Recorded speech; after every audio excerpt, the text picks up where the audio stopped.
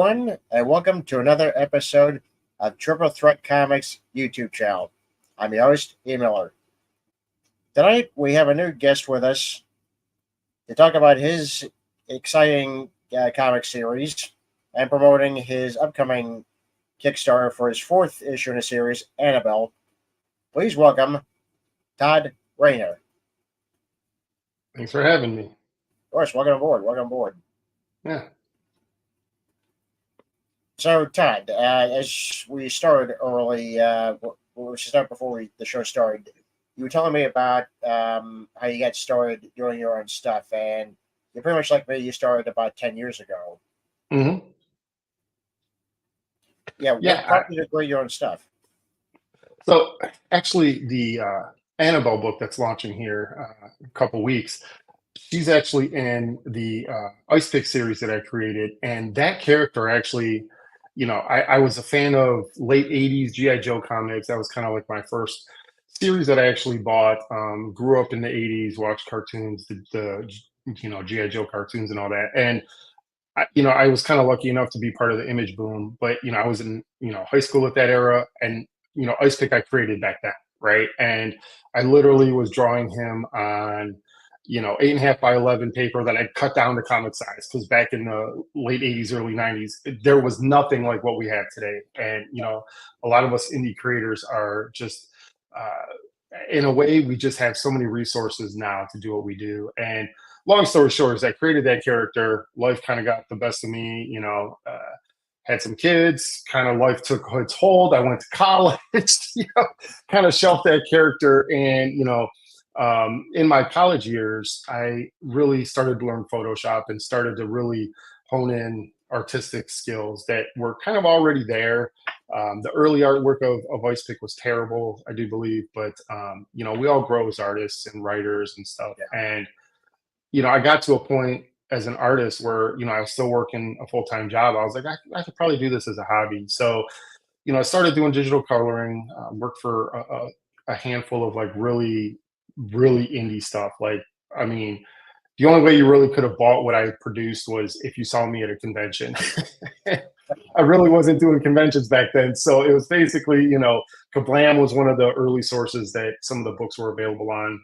Yeah. And, from there, it just really got to a point where I was like, I'd like to do a little more. Let me revisit this Ice Pick character. Let me revisit Annabelle. Let me tell her story and write something around her.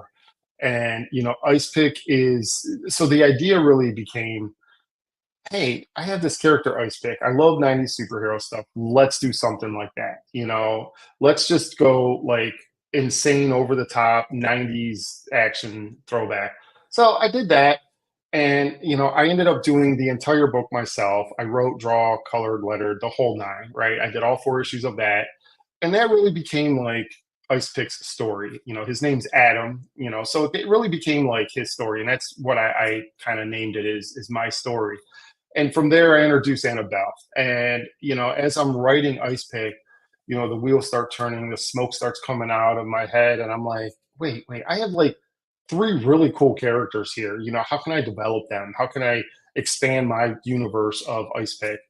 And, he's got superpowers. He can kind of control moisture. And within the story of Ice Pick, I kind of reveal Annabelle and her role as far as how she's connected to Adam. And I introduce another character called Luke. So this crazy guy came up with the idea to, hey, let's tell Annabelle's story and make 4 issues, because I love like 4-issue miniseries. Yeah. Let's make 4 issues about her origin, her story. Like, what is her story? And while we're at it, let's just, for giggles, let's do a Luke story. I mean, what's his story, right? Maybe readers want to know about that. And in doing that, I realized I had 3 separate stories. I would do 4 issues each, and they would all be different genres, because why not, right? I mean, we're indie creators. We can do what we want. Exactly. And I really, I'm a fan of media, entertainment, comics, movies, TV shows, all that. And, I love films that have small casts.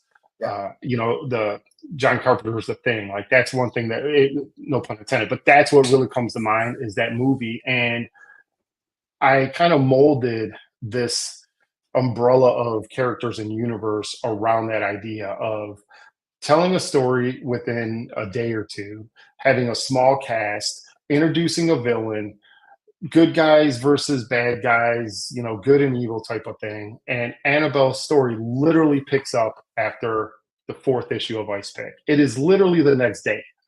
Wow. And, Ice Pick takes place literally in one night. I hint at like things happen uh, prior to that night, but the story primarily is within a day.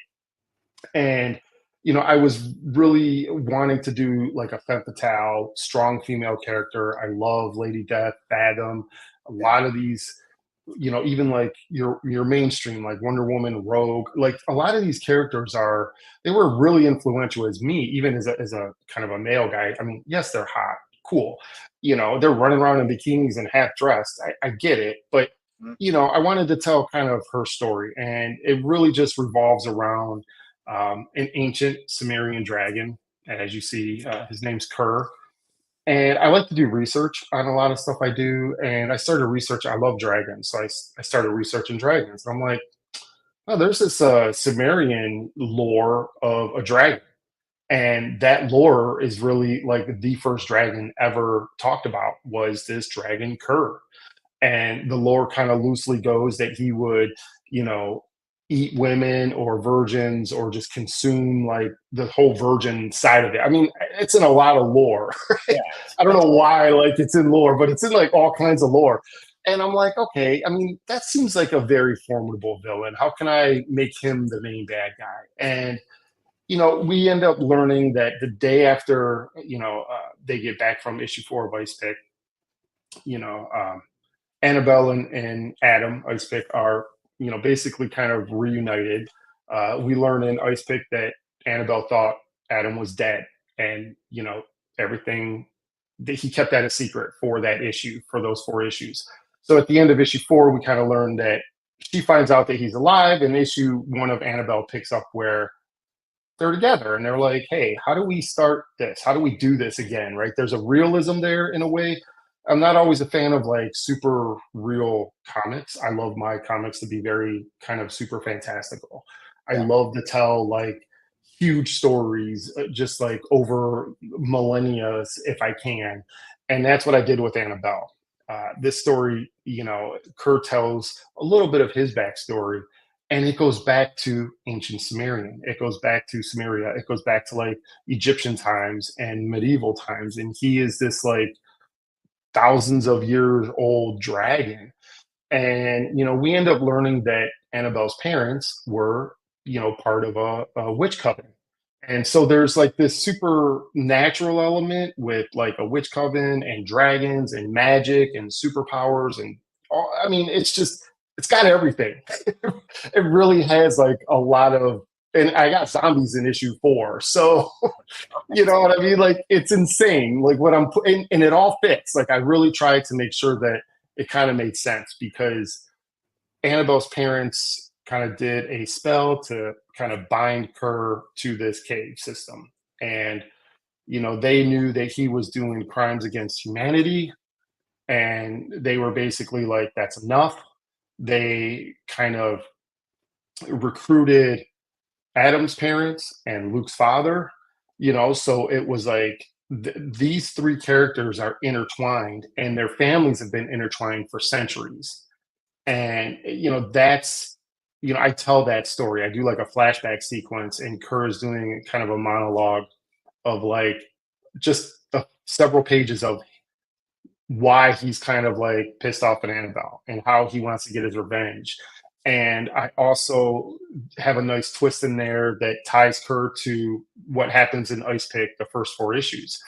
And, it ties in with their parents and some of the events that happen, some tragedies that happen. So it's just very like complex in a way story. And it's filled with revenge, dragons, sexy clad women running around saving the day. I mean, it doesn't get much better than that. No, it doesn't. No, it doesn't. And what I love about it is that you're taking genres that you know and love, you're Yeah. meshing them together.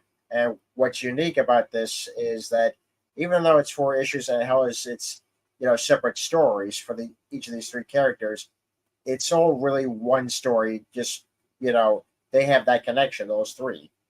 Yeah, yeah, and they do. And that was once I came up with this like ridiculous idea to tell three separate stories with four issues each, focusing on the main character, but also bringing in the other characters as well. It was like, let's make this like kind of one giant story. And, the plan is, issue 4 of Annabelle is wrapping up. I know a lot of fans when I do shows nowadays, they ask me like, when am I going to see Ice Pick? Like, I don't. It's not like 1,000 people, but it's enough to kind of humble this guy to say like, there's enough people out there that like what I did with Ice Pick. They want to see more of that guy and super powers and all that stuff.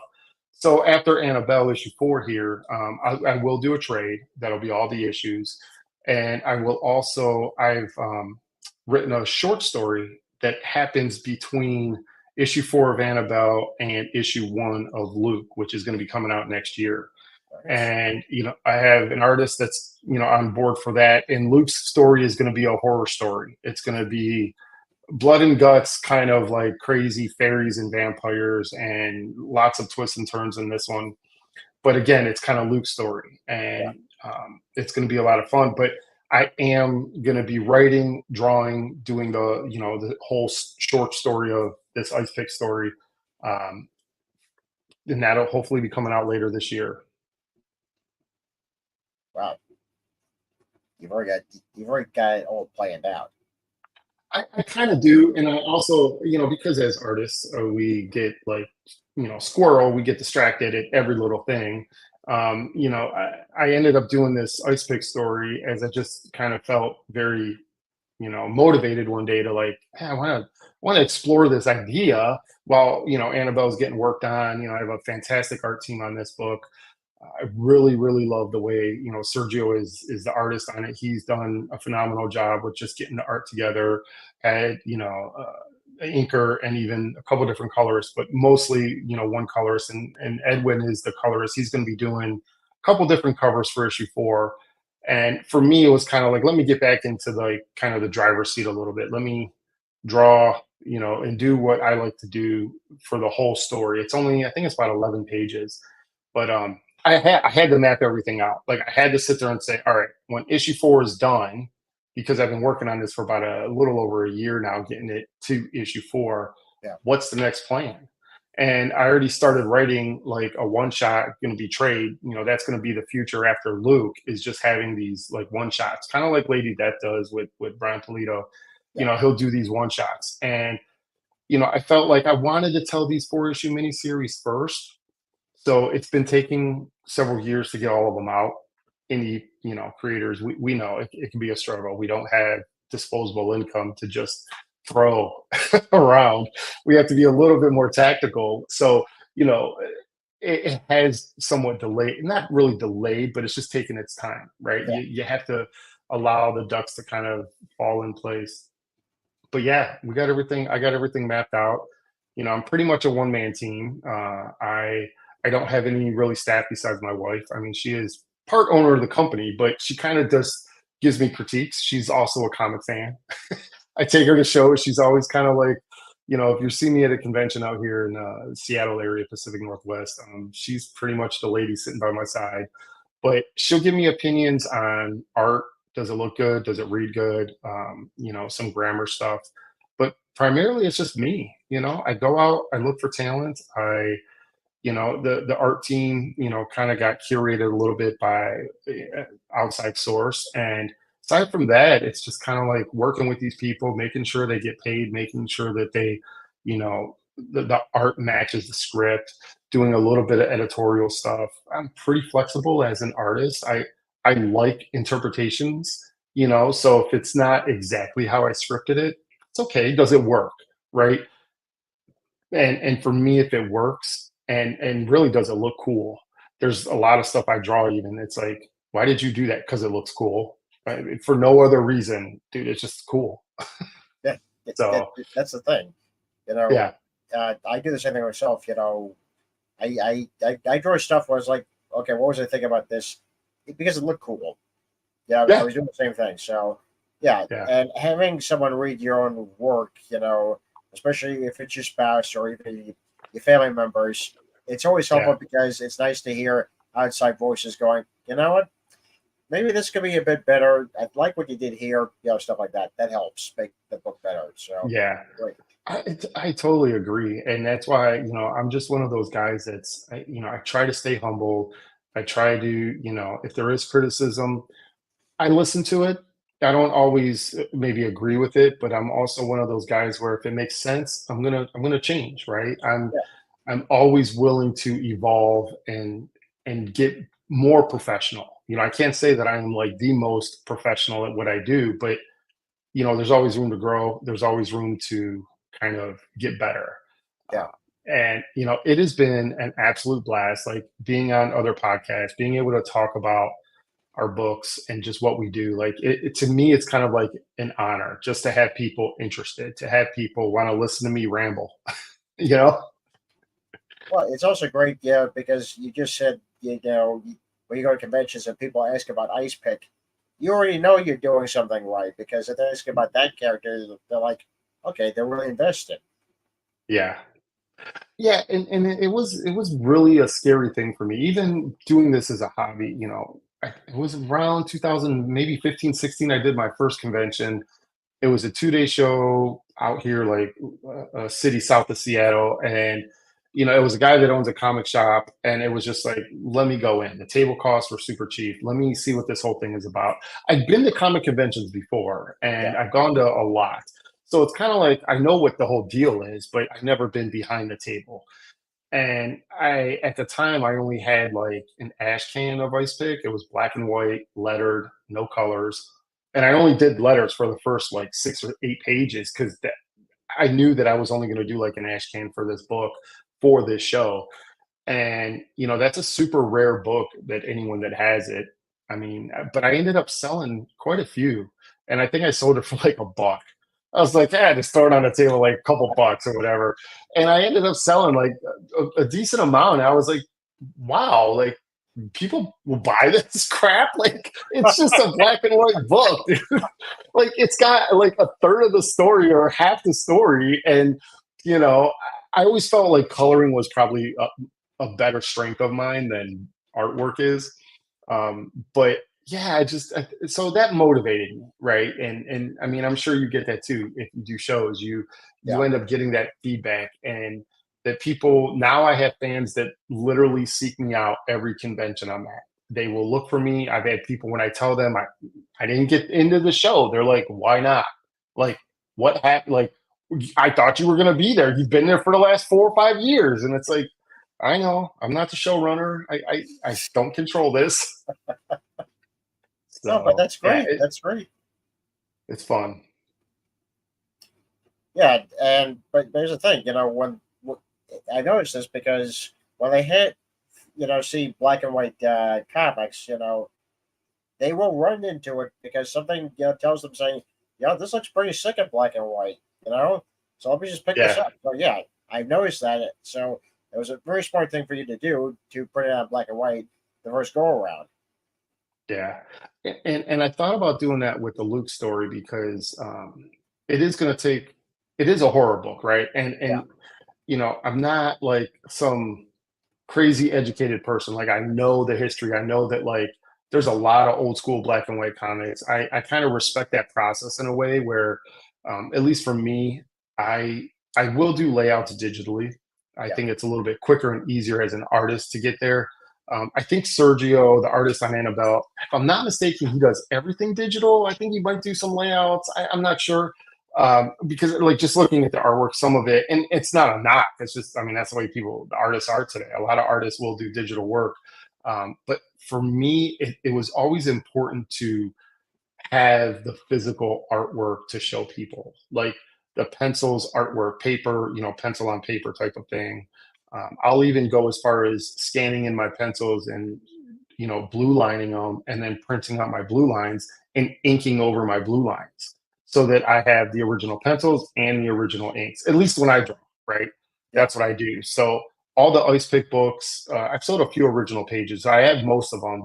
And then, the Annabelle covers, all those are traditionally drawn, you know? So for Luke, I was like, should I go black and white? I don't know. Like, I'm still on the fence. My wife has said black and white, and I know the artist's work, and I'm like, that would look really good black and white. It'd be cheaper, but maybe I'd like to see maybe spot color it with like some of the blood, and like the gore could be spot colored, which I think would be fun. But yeah, it's kind of knowing where I came from, knowing the industry, like where did the industry come from, and never kind of glossing over that. I just always want to be respectful of the people that kind of made the path that we have in front of us. Yeah. You know.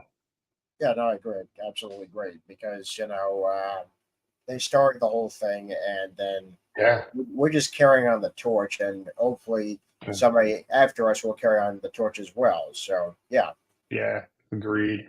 Yeah, it's important. It's just it is. It's so much fun that I can sit there and say, I make comics, I publish books, uh, and yeah, I mean, people like it, they read it, they respond to it, and I'm glad that I have that creative outlet. It really is kind of an honor to be able to do it, and I don't always make money, but hey, sometimes I do. So, we're good. yeah, that's my attitude as well. I think it's any creator's attitude as well. Because yeah, we're not really in it for the money. We're in it for the passion. We're in it for Yeah, entertaining people. yeah. It is about entertainment, and Yeah, even going back to like when I grew up with the comics, like yeah, I mean the '80s, there were some really really great crossovers and storylines that happened, and kind of as a nerd geek fan, I loved seeing a lot of film finally catch up, and like being able to catch up and say, hey, yeah, I mean, look, Christopher Reeves is my Superman. There's no doubt about that, and I know it's controversial, but I mean, Michael Keaton is my Batman, and I know those movies are classic, and they're kind of almost a cult classic now. But it was really nice to see, for love or hate, to see like the special effects, catch up, and for us to see like even it wasn't necessarily comic canon, and it took me a while to really get over that. Like some of the Marvel movies were not on canon, or the DC movies, stuff like that, but just to sit back and see these characters kind of live action come to screen. And for me, it is about entertaining. It's about entertaining the reader, writing a story that, I'm always fan first. I always say that. Like, I go to conventions, I can't tell you, like, I've had to say, honey, can you watch the table? I'm going to go want to meet Jim Lee here over here. I bought, via tickets to go get book signed. So I'm a fan first. And I do kind of, it's a struggle to go to conventions, be at a table, and know that one of my, artists I look up to, or a writer, or anyone that I admire is there. And I just want to go like say, hey, you know what? I'm a big fan, you know? So it's about entertainment, and I hope my fans are entertained. I hope that I can continue to do this. And issue 4 is crazy. Like it's looking good. I'm really, really pleased with the artwork, the colors, and I hope Kickstarter can gain a few more followers here, and we'll launch here in a couple weeks and see how it goes. well, I think it will be. I'm looking at the artwork on issue 2 right now, and Yeah, it's very sick. I think, yeah, yeah. I it, think it, you. it, Yeah, I'm sorry. Go on, go on. no, please. If you guys keep producing stuff like this, yeah, yeah, the fans are gonna come. I think so. Yeah, yeah, I mean, that's where it's just fun. I think Sergio never did a book before, never did sequential artwork. And, I mean, you can see that there are definitely some spots where maybe a little bit more amateur, but again, like the good so much outweighs any of the, things that people can nitpick at. And again, for me, it's about fun, entertaining stories. And sadly, it's odd, not necessarily sad, but because I'm such a fan first, like I write about things that I want to read about. So I kind of feel that like Ice Pick is that way. And I didn't really think that people would like that just because it was something that I like to read about, you Yeah. know? And so Annabelle's the same thing. Like I love dragons, I love supernatural stuff. You know, the occult is always an interesting topic whenever you bring that up, or magic, stuff like that. It's always fascinated me. So, you know, to write a story about this and to really have so many things tied together, you know, dragons and where are zombies in this whole thing? Well, I mean, Kurt has been basically feeding on people for centuries. Well, where are all those bodies, right? They're in the cave system. And, you know, my dragons are magical, so he brings them back to life, you know, and that's kind of like this ending battle scene between the dragon and ghosts are in this story, zombies. So it's crazy. Yeah. Like I said, you're taking a lot of genres that you love and you're just meshing it together just to make Yeah. sure, just to see what works. Yeah. And same thing with Luke. Like Luke is going to be another. I feel it's the first issue's written and it's already like a wild, fun story. The fairies are actually the alpha, you know, supernatural creature, not the vampires.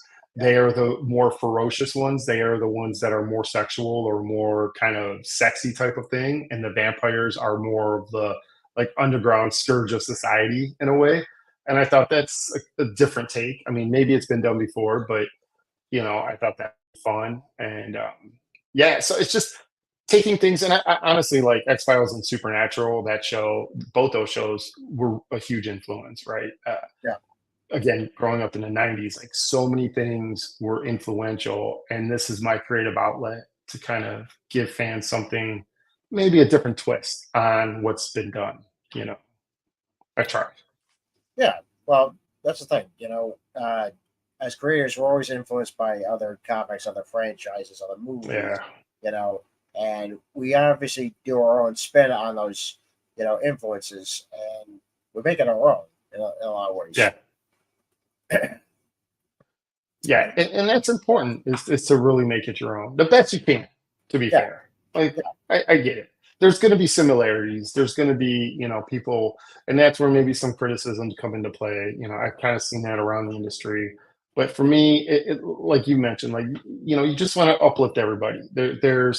I think there's so many creative people out there doing this specific medium that there's room for everybody, right? I think that there's enough good out there. Yeah, there's some stuff that I don't personally like, but that doesn't necessarily mean that someone else won't like it. But you know, I think Kickstarter, these crowdfunding platforms are important for smaller people, smaller publishers like us that need that support. You know, and it's good when you get funded. It feels great, to be Yeah. honest. Like it really does. Yeah. It feels like you accomplished a lot in a very short amount of time, and it also makes you want to keep going. Exactly. Exactly. Success is, I get why people are afraid of success. It can be very scary, and especially if it hits you a ton of success, like in a short amount of time. I'm sure that can be very terrifying. But you know, having a little bit of success, you know, going back to kind of to the drawing board, working on something. Okay, then you have a little bit of success with that, you know, and you have these little moments of success, and it just keeps reinvigorating me to keep doing it. You know, I am kind of like I get really excited when like I get an email or you know a text message from any of the art team, and they're like, "Oh, I got a new page up. I got this going. I'm working on this," and it's like, "Wow, like, are you kidding me? Like, I know I'm paying you to do this artwork, but this looks really good. Like, I'm impressed. You know." So yeah, success is important. Yeah. Here's the thing, success, and of course, in this business, it's always a risk, especially when you're coming out fresh and you're doing stuff on your own. It is a risk, yeah, but Hmm. the rewards that, come along with the risk are just so satisfying. Yes, agreed. it is. And, I get that actually it shows. I've had a lot of people ask me like, how do you do this? Right. And it's taken me a while, even with my own YouTube channel for Dark Space Studio. Yeah. It's one of those things where when I do this little short story for kind of in between the Annabelle and Luke series, it's called Ice Pig Ghost Stories. Uh-huh. And I'm kind of documenting each of the processes so I can show other creators, other inspiring artists, this is how I do it, right? I mean, not everyone does it this way, but this is how I do it. And, it'll be a series of YouTube videos that kind of talks about like maybe the writing process or the artwork process, coloring, inking, lettering, and kind of setting files up and making sure that they're print ready. And, there's all these little nuances that go kind of behind the scenes that a lot of people don't realize. Like they see a comic in their hand and they're like, oh, this is great. I love this. And I'll spend $5 or 10, $20 on it, whatever. But there's so much work that goes kind of behind the scenes. And it's more than just like drawing on a certain size, getting it ready. Like you have to care about all these little processes in the meantime to get the finished product to be a quality finished product. Because I've seen products that are not quality finished. I've backed Kickstarters where like the final product, I'm like, why is this page stretched? Why? What happened in the printing? What did someone not set this up properly? Like I was like, okay. I mean, I still like the book. It was still fun, but kind of like wondering, like, maybe you gotta pay attention to all the little processes. Yeah. It's always the little things. Yeah, they add up. They add up. Yeah. So you said that the campaign starts in a couple of weeks, specifically August 16th, right? Yes. Yeah. If I'm not mistaken, that's a Friday. I try to kind of start on a Friday. I don't know. I mean, I've had people talk about like, oh, the algorithm, this or that. Like, again, I'm a fan first. I'm gonna put it out there whenever. Put it out there on a Friday, kind of end it on a Monday. That gives people, a few weeks to kind of work out whatever they need. This project specifically for Annabelle issue 4, because I have 3 prior issues and I have a lot of variant covers. I was kind of doing like some naughty and nice covers, as you can see, but it's one of those things that this for Annabelle issue 4, I'm actually adding in all the prior covers for all the prior issues as add-ons. Oh, So it's a huge Kickstarter. We're talking, I don't even know how many add-ons. Like there's like got to be 50 or 60 because I had multiple covers for each prior issue. Some of the issues had like 13 different covers. So I'm giving the fans an opportunity to pick up any of the prior covers that they might have missed. And they're also at a discount. So they're actually, a little bit cheaper than when the original Kickstarter launched. wow. And offering up like the Ice Pick trade. So if they want to read up on that story, that's part of the campaign. I do original art tiers as well, so like fans can I've done a few of those as well. So it's a huge campaign. There's a lot to offer. John Stintsman is again someone else I looked up to. I'm still kind of a little like blown away that he is going to do a cover for me. He did a cover for me, and it looks fantastic. So, he's going to have a cover available. I brought back some of the other prior cover artists, and, they just do great work. I love the way they render art when they draw my character. So I bring them back. Yeah. Well, that's fantastic. In fact, why don't we show them all the other covers? I definitely see what you mean about the naughty and nice covers. Yeah. Yeah. So all of these covers will be available for this issue 4 Kickstarter. And I'll start kind of blasting that out on social media that, whatever kind of suits your fancy, it's there. Yeah, That's I some also of the like. original art. Yeah, I like Yeah. that. Yeah, that's fantastic. Yeah. Okay, so obviously this is his website, darkspacestudio.com, Mhm. where This is the home page where you can see Ice Pick and all that, the recent releases. And you have an Instagram and YouTube channel. I do. That's actually kind of two different ones, but very much similar. Dark Space Studio, I think it's Dark Space Studio World at Facebook. It was weird because that was taken, oddly enough. Wow. But primarily, it's Dark Space Studio on Instagram. You can find it anywhere. My personal one is Todd Rayner Art. I tend to kind of have a mix of, for my personal one, I do a lot of obviously all my artwork and stuff like that. But the studio Yeah. ones are just for the books. So, and the Okay. YouTube channel, Dark Space Studio, is on YouTube as well. And with that channel, I do a lot of art videos. I show the process of things. So anyone like interested in like any technical aspect, I started doing some Kickstarter reviews for, well, more indie reviews, like things I find that I back on Kickstarter, Indiegogo, things like that. I'll be doing some very quick reviews of books like that. I like to get the word out, kind of share my opinions on things, in other indie creators, help them out.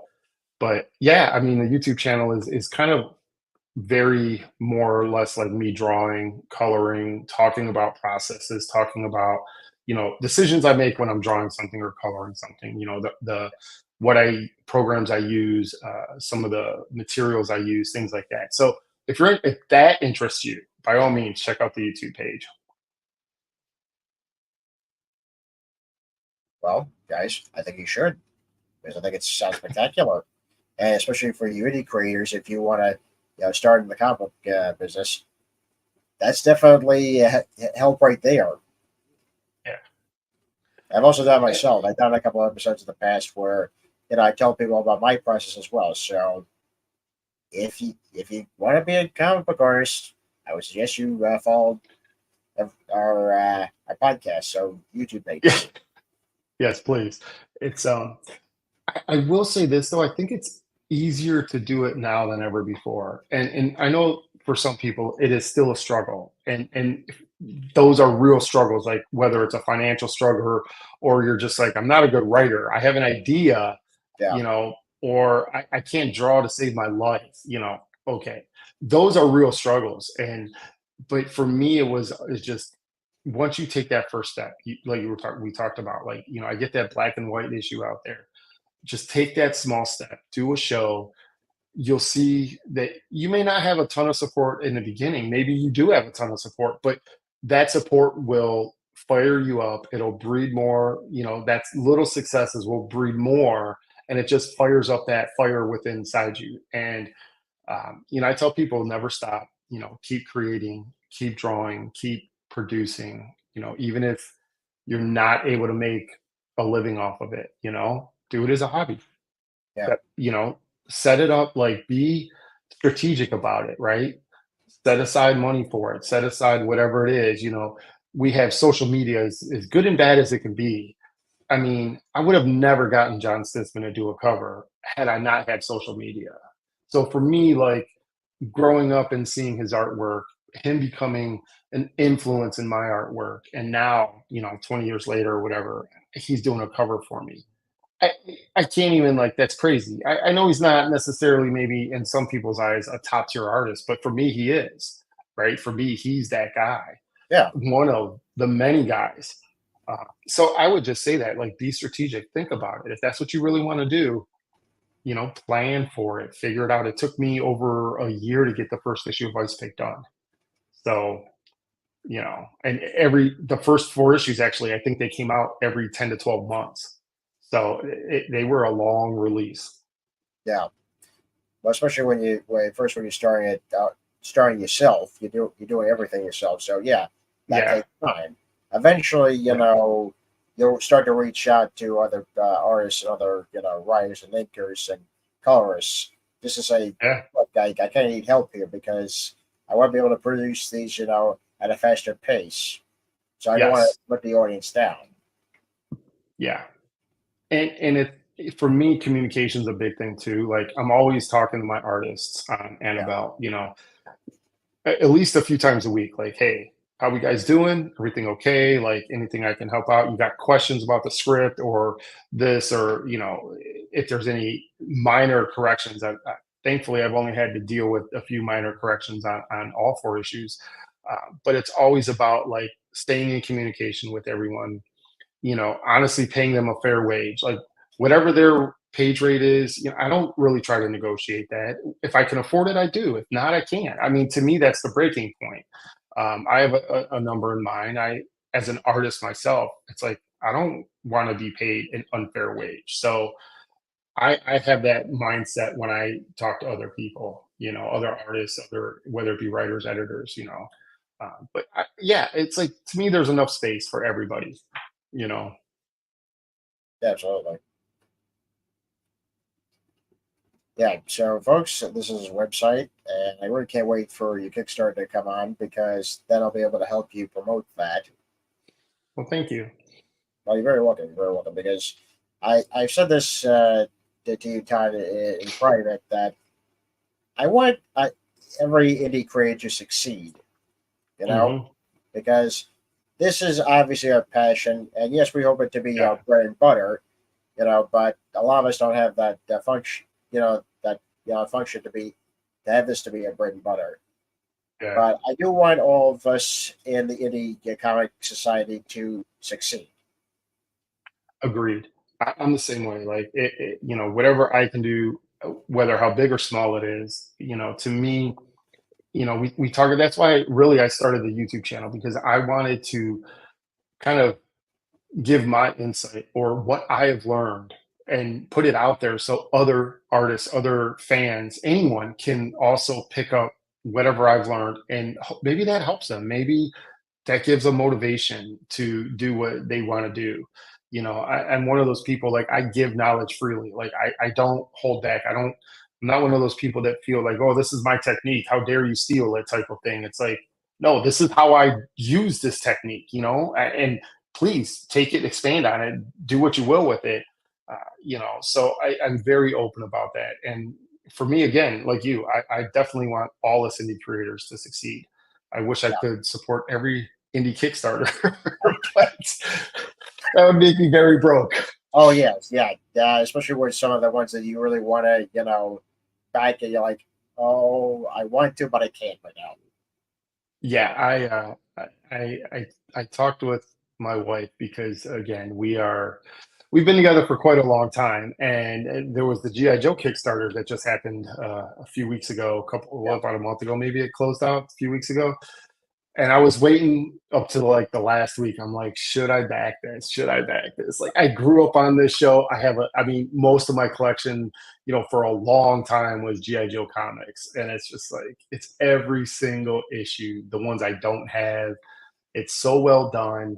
And I did. I had to really pull the trigger and bite the bullet and back that one. But again, like indie stuff to me, I mean, I feel like indie books really, I think they care more about the fans, to be honest. Like, yeah, I love Batman. I love, some of the mainstream stuff, but I've always gravitated to more indie books, and this goes back to even like Lady Death in the 90s, I mean, to me, like that's one of the earliest one. Even like Zen Intergalactic Ninja. Like I had some of those issues back in the day. Yeah. And then Image had, and it was just like, oh no, that's all I'm doing. And that was all I bought for years, was just Image books. Well, I think they what the guys that Image did was they were obviously creating comics that they would read themselves because they were thinking as fans, but they also listened to the fans, which is something Yeah, you don't see in mainstream right now. no. Yeah, and that's important. I haven't really gotten, to be fair, I'm not necessarily a huge guy. Like, I only do a handful of conventions. I do sell all the books on my website, but I'm not selling 100 books a month. I'm not really even doing that. And for me, I would almost say I haven't been lucky enough to get feedback as far as like books go. I've had a few people, funny story. This was like maybe 2017-ish. For anyone that knows, like colorists like Steve Furco, he was also someone that was a huge influence as a colorist growing up. And I mean, he did a lot of image stuff. I think Top Cow, just phenomenal work. He was at a convention as a fan, not as a table. Like he wasn't behind the table, and this was in Eastern Washington. And he's like, he bought issue 1 of Ice Pig on a Saturday, I think it was. He came back on Sunday because I think he obviously had 2-day passes, but he Yeah. came back on Sunday and he's like, yeah, I really like this book. He's like, there were a couple times I had to go back and reread a section because I felt like I might have missed something. And I'm like, I failed as a writer. But that's really the only time that, and for him to say, like, I read it and I liked it, and, here was some criticism, here was some feedback.